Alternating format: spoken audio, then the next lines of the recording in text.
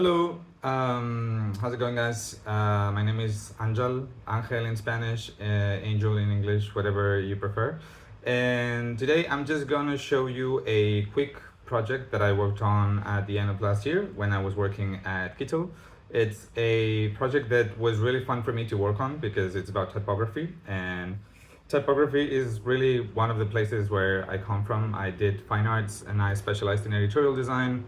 I did a master's in typography, and being able to work in typography at Kittle, which is a AI-powered design tool for amateur designers and people that have side hustles, but also intermediate level designers who might be looking to get away from Adobe or Figma.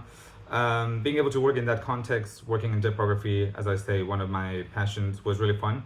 And that's it. I'm just gonna walk you through a project called the Font Catalog, and let's get right into it. So before I get into the project, I wanted to give you a couple cents on what Kittle is.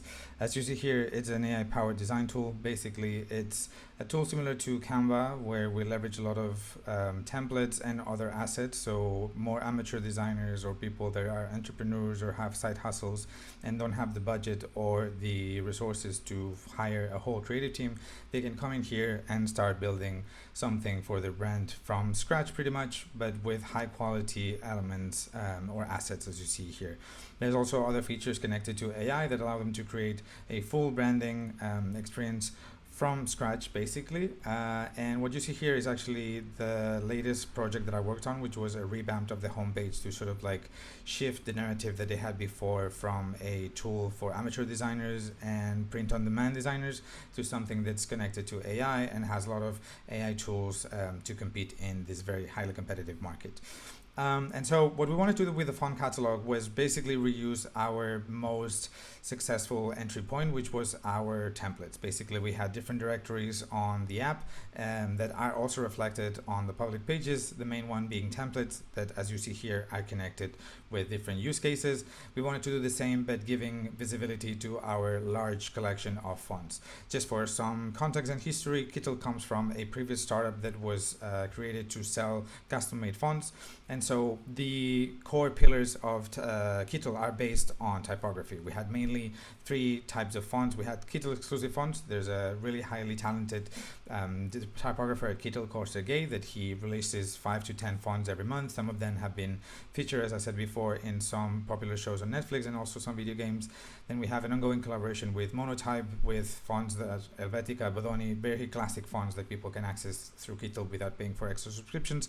And then we aggregate different other fonts from open source repositories like Google Fonts, and so forth. So in the context of all of this, that's where we wanted to start creating our sort of acquisition funnel, leveraging the SEO and high search intent of people, especially mid-level designers looking for fonts, connecting that search intent to our internal database of fonts.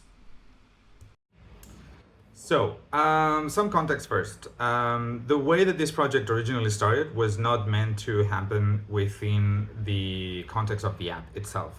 Originally, it was a project that was happening on the marketing pages, the public pages, and that's because that's where we identified the biggest leverage for impact, basically. What we wanted to do is reuse part of the font library that Kittle has, which is a really robust font library that comes from a collaboration with Monotype, a combination of free fonts that are available in different sources, and then also we have one internal typographer in-house that keeps designing fonts that Kittle releases every month, like between 5 and 10 fonts every month. Some of them have been featured in video game posters like Hogwarts Legacy and Netflix shows. So they're really high quality fonts that we wanted to give visibility. But most importantly, what we wanted to do is leverage the power of SEO that can come from designers that were looking for specific fonts, mostly the ones connected to Monotype, and pretty much capitalize on the search intent of those keywords to get them to our marketing pages. So basically, if our user is searching for Futura, they would land on our marketing page, and then from there we would connect them through the funnel into the editor, and they would automatically be able to use a commercial font within the constraints of the Kitel application without having to pay an extra subscription and without having to pay a license for that font. That's originally what the goal was. Let's get back into the files and let me show you how that looked at the beginning. Before I get into the actual design, I wanted to quickly run over some of the discovery work that I did. This originally lived on a Notion page that was categorized with different labels, but because I lost access to that document, I made a copy on Figma categorizing the four different sections that I was looking into. Basically, I was looking at some different providers of fonts. These could be fonts libraries, foundries, so pages like Google Fonts, but also foundries like, for example, this one we have here, CodeType, one of the common ones for like high quality fonts, and also others that are a little bit more expressive, more tailored towards titles and more expressive type of fonts. My idea with this analysis was not so much trying to find ways to compete against them, because we didn't really have the scope or the intention of competing with them, but rather identify most common patterns in terms of how do people provide searches for fonts, how do they categorize them, how do they show the different filters, how do they list visually those fonts when the user applies a search, and some of those concepts and how can we maybe improve upon them, or like just leverage basically best practices for all of those users that are already used to these sort of like patterns or categorizations. For example, things like the font taxonomy, is it sans serif or grotesque, things like that, trying to find also common ground with some of the interaction patterns to choose between different styles, or as I say, different categories, and how each different platform would use different labels for all of those things. With that, I want to show you some of the first explorations of the font directory on the public pages. I'm going to start on the left. As you see here, I usually start with high-level wireframes where I try to lay down the flow of the page. I think this comes back to my background in editorial design, where you want to understand the whole flow of the page before you commit to the content. So usually I would work on a whole page layout, and this is just one of the initial explorations that I did, where I was trying to find different ways of create the content, trying to appeal to different ways of navigation.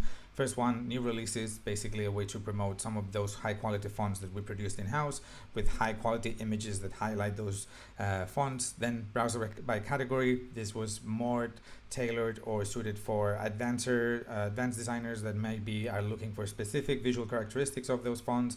And then finally, potentially a section to showcase trending now. So an editorialized section that maybe we could use for seasonal fonts, for example, when it comes Halloween or when Christmas is around the corner, things that we could use here to also keep updating the page and ranking up in Google.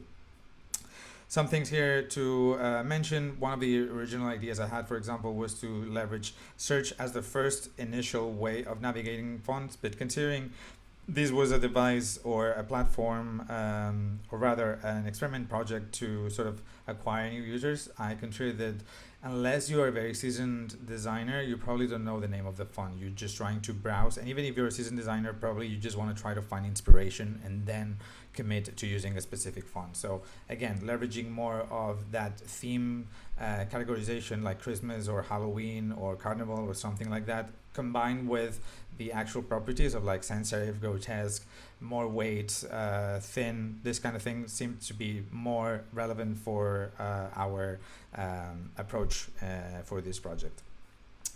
Some other ways of showcasing the fonts, just leveraging some of the ideas that I saw in some of the other providers, just having one single rail per font and then having images potentially coming from our templates that are using those fonts, but again, allowing users to browse using the same categorization or similar one that we had seen before on our templates pages.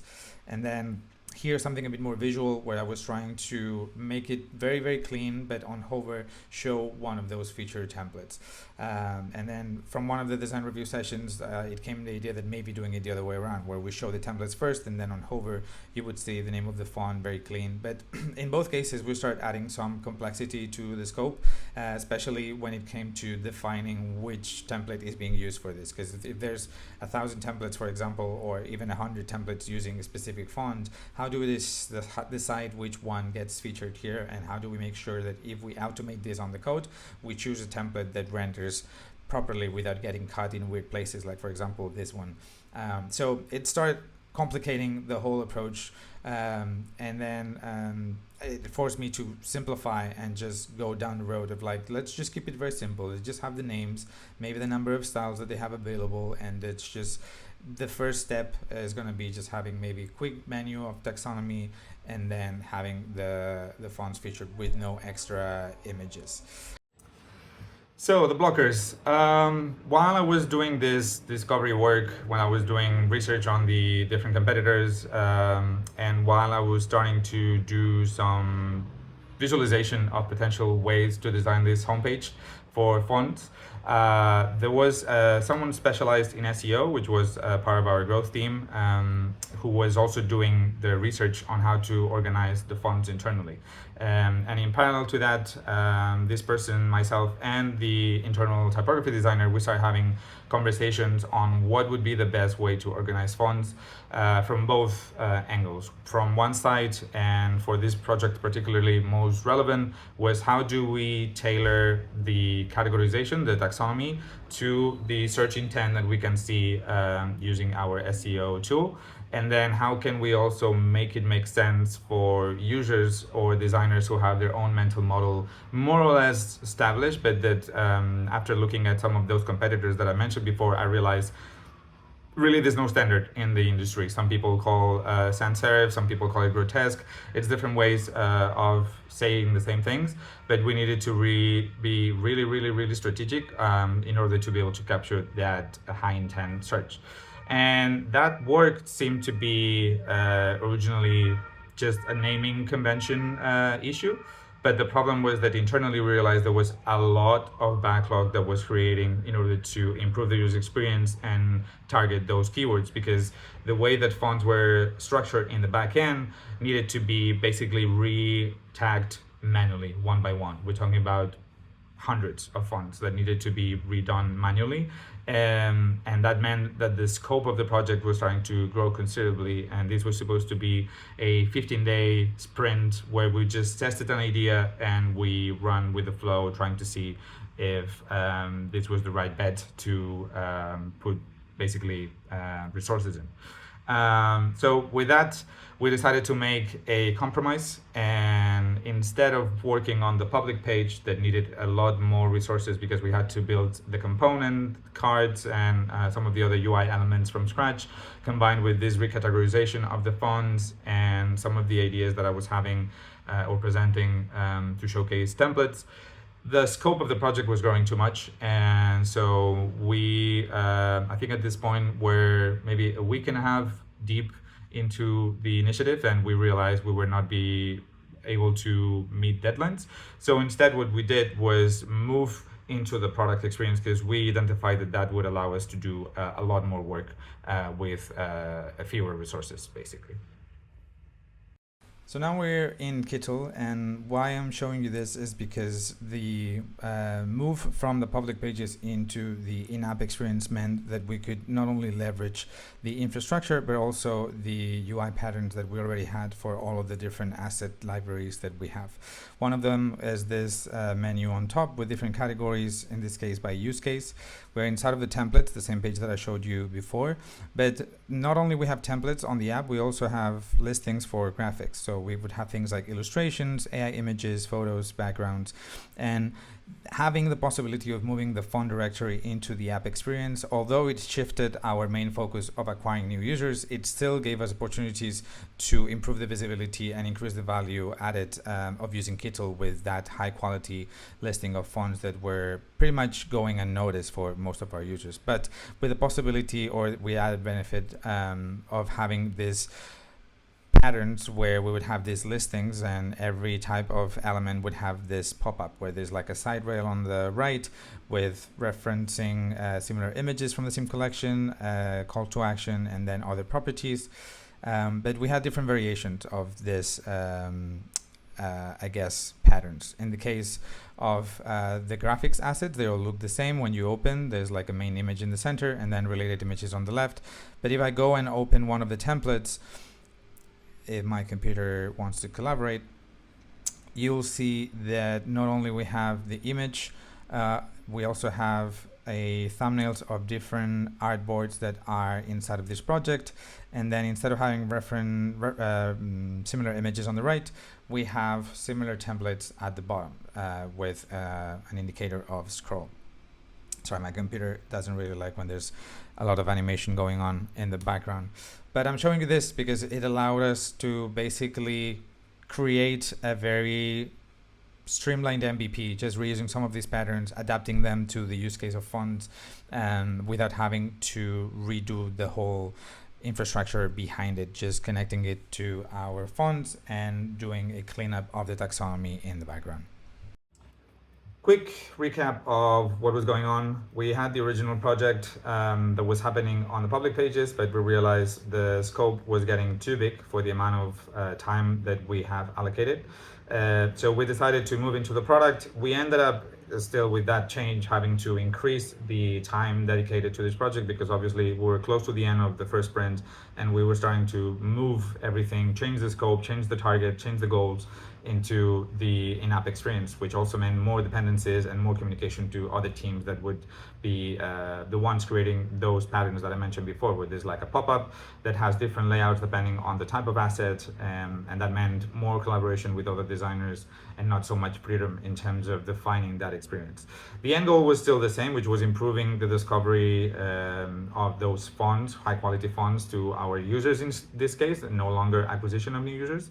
But yeah, it basically meant that we could reuse all those patterns that already existed, tweak them a little bit to make them more better suited for the display of fonts, and then basically from there move forward. So let's go and see some of the initial proposals that I shared with the design team before I go into the final design. So we're back into Notion, and what I want to show you now is one of the first iterations, I think maybe second or third, that I showed to the design team in one of the design reviews. Basically, what you're going to see here is, let me just toggle on, it's a simplified version of the Discover tab, which was the first tab that this type of directories would have on our platform, and then we would have different categories for the different types of fonts. And the idea was that the first view of the fonts was really minimalistic. You just see the name of the font with the font being used. And then as the user digs deeper into the categories, we see a different layout that allows them to see a larger percentage of the glyphs available. Let me just move forward. Yeah, and then there's a few tags that can be also explored to sort of like keep refining the search. And then there's a secondary view where we go back to the default that they saw on the Discover. So we try to keep some consistent see there.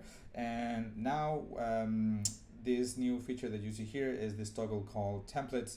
This was an initial idea to try to bring this concept that we saw on the other competitors in the market, where they would have visual representations of their fonts, but in this case connected to one of our value propositions, which is the high quality templates that we had internally.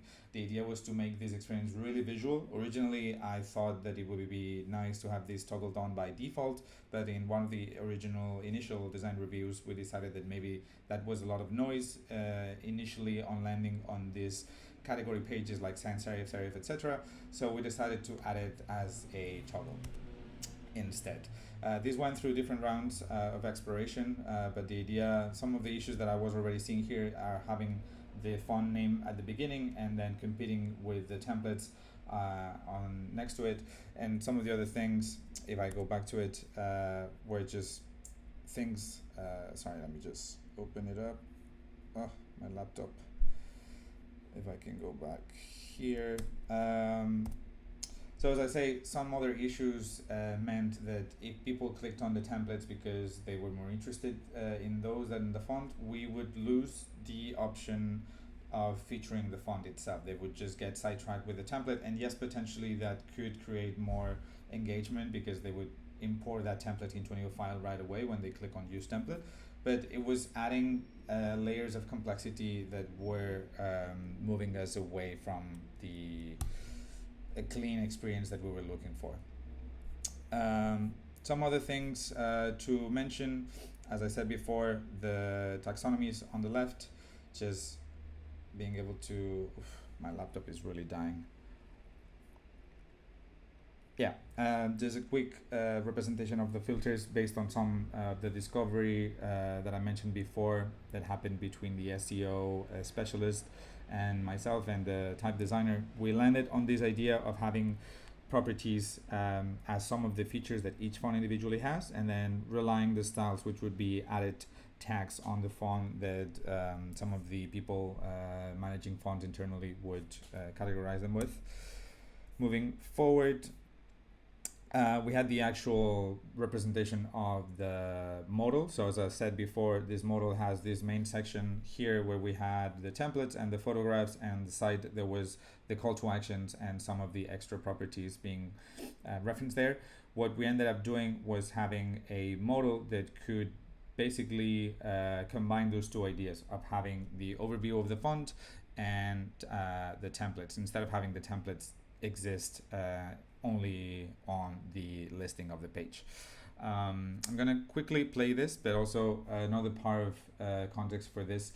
Originally on the scope, we wanted to add the traditional feature where a user is just typing to test the font, but that seemed to be exceeding the scope that we had originally. So we had to make a compromise, and my idea to make that compromise was, instead of getting rid of completely any representation of the other glyphs, so the user is not really able to see how the other letters look, I thought, why don't we use a pangram and a list of glyphs that can be automated. We don't need to create those assets. We just basically have a template that we implement for all fonts, and that way users don't feel like they are not able to see the other letters. Basically, we just have this list with all the different weights, and then when they go to templates, they can just browse all the different templates that are using that font. So we get a little bit of the best of both worlds, where they can explore and still get value while they move forward.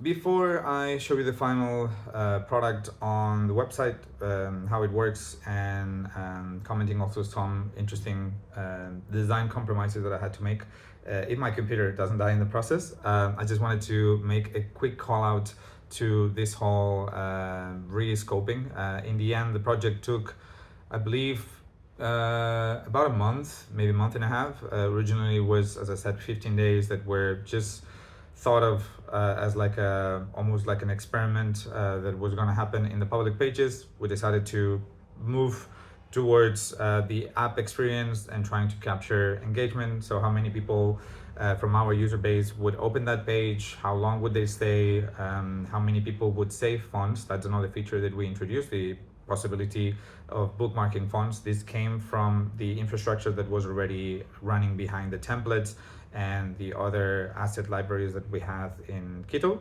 being able to save those elements, and then having a dedicated section of likes that exists both in the dashboard, and also once you are in the editor, you can browse through those elements.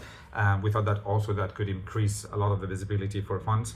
So metrics like adding fonts to saving fonts, and then potentially adding the font to a project. Those were some of the metrics. Unfortunately, I need to call out that this was launched, I believe, around November 2025, and I've left Quito about a month later. So I was not able to see the full impact of this. I remember at the time when we launched some of the metrics, obviously it was a new page, so it was introduced, and there was like a small call out component when people would log in after the launch, and that obviously increased traffic to that section. But I do not have metrics. I have asked a friend of mine to provide them, and he's unfortunately out on vacation in the middle of the summer, but he will get back to me next week, and hopefully I can share them with you, maybe more informally over an email. But just wanted to make that call out before I showed you the final product.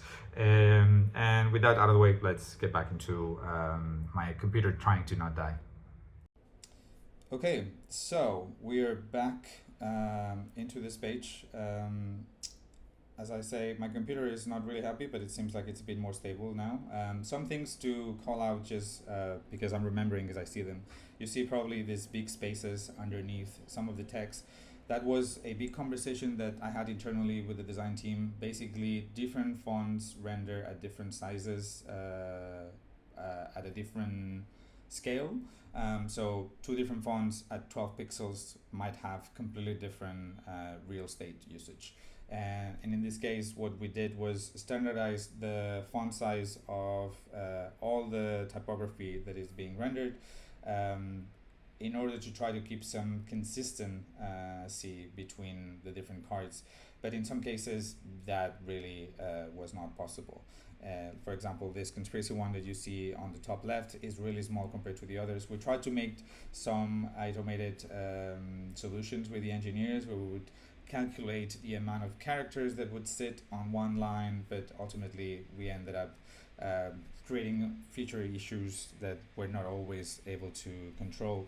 And this seemed to be the most stable one, where the highest real estate for the size of the sentence would determine the size of all cards. So that would standardize across the whole swim lane or carousel, and that would change in every lane. So if this case, this font Gomes Noah is the one that's defining the height of all of the other ones, the smaller ones are just going to have more white space underneath.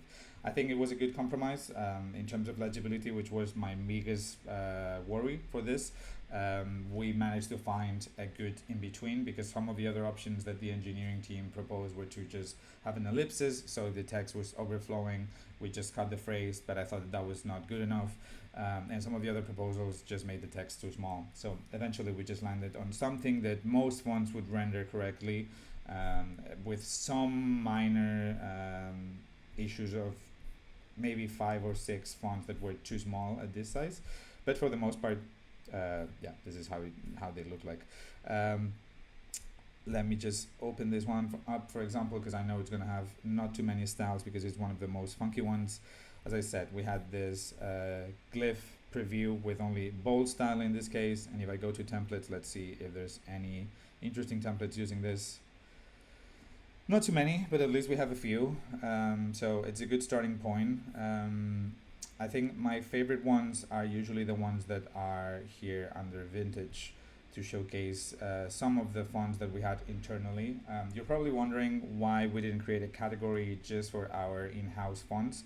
This is something that we did create at some point. My computer is not collaborating, but yes, if I open the filters, we had this idea of the provider, Kittle or Monotype. So we can have the ones that we created internally, and have them be a bit more visible. So these are fonts that have been created in-house and that have been used in a lot of the templates internally, of course. But sorry about my computer. I will stop apologizing for my computer. I just need to upgrade. This one is from 2020, and anyway.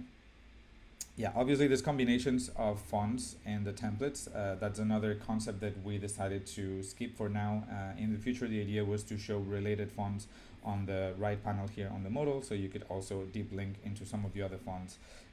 And also, as a future iteration, the idea was that when you open a template from the template gallery, or if I were to click on one of these, I would see what fonts are being used in that template. So again, there's a deep linking happening internally that then would facilitate us for the public pages to be able to connect those two infrastructures without having to redo the whole part internally. And that's pretty much it. Maybe it was a bit more lengthy than it needed to be. I just want to give you a quick but in-depth analysis of this project. For me, it was a lot of fun, and I hope you thought it was interesting in some capacity as well. That's it. Have a good one. So before I let you go, just wanted to make a couple of comments on the whole project. I hope you liked it and you find the whole thing interesting, the changing scopes, the changing environments, and how the whole project evolves. For me, it was definitely a learning lesson. In the span of like a month and a half, we had two very different approaches to basically one same initiative, originally aimed at getting more users in through intent search, and eventually just focusing on increasing the added value for internal users. Obviously not the best in terms of changing of scope, but there were a lot of moving pieces at the time at Keto as well that kind of forced us to move in that direction and at least compromise and ship something that was valuable for our audience at the end of the day, and that could also validate the appetite for the exposure of those funds. So essentially, if we saw that people were activating and saving funds, using them in projects through the font category, font catalog, and the templates connected to them, then we could potentially validate having more resources in the future sprint to do the public pages. Again, something I was not part of because I left the company before that was part of the conversation. At the moment, I don't think that there's any plan for creating that page because the company has shifted towards more of like a full focus on AI features, especially video, which is something that we didn't have at the time. They just launched video back in January 2026.